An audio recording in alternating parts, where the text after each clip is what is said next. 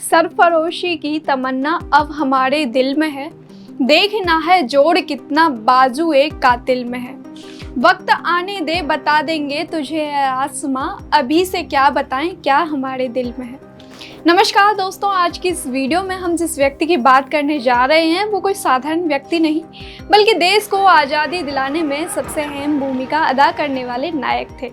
उन्होंने अपनी लेखनी और बहादुरी से अंग्रेजी शासन के दांत खट्टे कर दिए थे। दोस्तों, भारत के महान क्रांतिकारी और हिंदी व उर्दू के प्रसिद्ध लेखक पंडित राम प्रसाद बिस्मिल उत्तर प्रदेश के शाहजहांपुर के रहने वाले थे।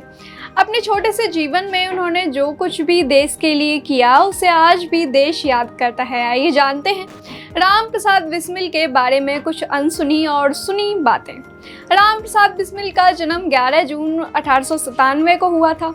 बिस्मिल ने हिंदी की शिक्षा अपने पिता से ली थी और उर्दू सीखने के लिए वे एक मौलवी के पास जाते थे। वे शाहजहांपुर के एक अंग्रेजी माध्यम स्कूल में भी पढ़ने के लिए गए थे। कई भाषाओं पर पकड़ अच्छी होने की वजह से उन्हें एक अच्छे लेखक और कवि के रूप में आगे बढ़ने में मदद मिली। बिस्मिल बचपन से ही देश के लिए काफ़ी चिंतित रहा करते थे और वे देशभक्ति की कविताएं ज़्यादातर लिखा करते थे। राम प्रसाद बिस्मिल के बचपन के दौरान आर्य समाज उत्तर भारत में पैर फैला रहा था और लगातार एक प्रभावशाली संगठन के रूप में उभर कर आ रहा था। बिस्मिल भी आर्य समाज में शामिल हो गए थे जो उस समय सामाजिक रूढ़ियों के खिलाफ संघर्ष कर रहा था। बिस्मिल ने मां त्रिवेदी नाम का एक क्रांतिकारी संगठन बनाया था जिसका उद्देश्य था अंग्रेजों से लोहा लेना। 1918 में बिस्मिल ने पैम्पलेट बनाया जिसका नाम था देशवासियों के नाम संदेश। संगठन के लिए फंड इकट्ठा करने के लिए 1918 में उन्होंने अंग्रेजों को 3 बार लूटा था। दोस्तों, केवल 18 साल की उम्र में उन्होंने आर्य समाज मिशनरी भाई परमानंद को दी गई मौत की सजा पर अपना गुस्सा निकालते हुए मेरा जन्म शीर्षक से एक कविता लिखी थी। उन्होंने हिंदी और उर्दू में अज्ञात राम जैसे उपनामों से देशभक्ति के छंद लिखे।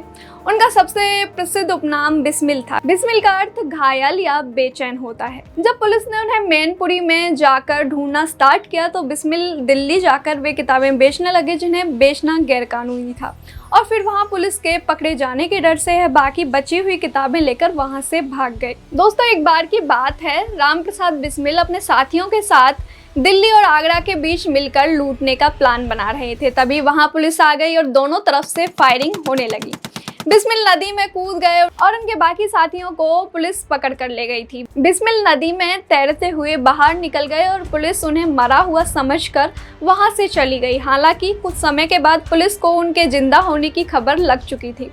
बिस्मिल अपनी जान बचाकर दिल्ली चले गए और वहां छुपकर रहने लगे। करीब 2 साल तक वे दिल्ली में छुपकर रहे और देशभक्ति की कविताएं लिखकर आम जन को जगाया। इसी बीच वे कांग्रेस की मीटिंग्स में भी जाते थे और पूर्ण स्वराज की मांग में भी उनका महत्वपूर्ण योगदान रहा। वे जगह जगह जाकर लोगों को जागरूक भी किया करते थे कि वे अंग्रेजी सरकार के साथ सहयोग न करें। वे शाहजहांपुर गए और वहां के निवासियों को भी जागरूक किया। उनके भाषणों और कविताओं का असर लोगों पर इस कदर हुआ कि वे बौखला उठे और हिंसा पर उतर आए। 1922 में चौड़ा चौड़ी की घटना के बाद गांधी जी को असहयोग आंदोलन वापस लेना पड़ा। इस बात से नाखुश होकर बिस्मिल ने अपनी एक अलग पार्टी बनाई। इस प्रकार बिस्मिल, अशफाक उल्लाह खां, सचिंद्र नाथ बख्शी और जोगेश चटर्जी जैसे क्रांतिकारियों ने मिलकर HRA यानी हिंदुस्तान रिपब्लिक एसोसिएशन का गठन किया।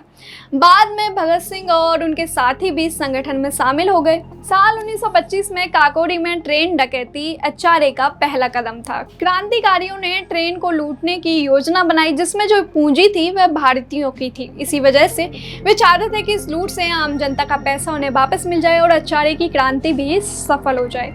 इस डकैती से अंग्रेजी सरकार गुस्से में आ गई और सभी क्रांतिकारियों पर बेशुमार गोलियां बरसाई गईं। बिस्मिल को भी गिरफ्तार कर लिया गया। एक लंबी कार्रवाई के बाद बिस्मिल, अशफाक उल्लाह और राजेंद्र नाथ को मौत की सजा सुनाई गई। दोस्तों, इस तरह 19 दिसंबर 1927 को अमर शहीद राम प्रसाद बिस्मिल और उनके साथियों को फांसी दे दी गई। महज 30 वर्ष की उम्र में ही बिस्मिल ने अपने प्राण देश के लिए लड़ते लड़ते कुर्बान कर दिए थे। वे क्रांतिकारियों के लिए एक प्रेरक के रूप में उभर कर आए थे।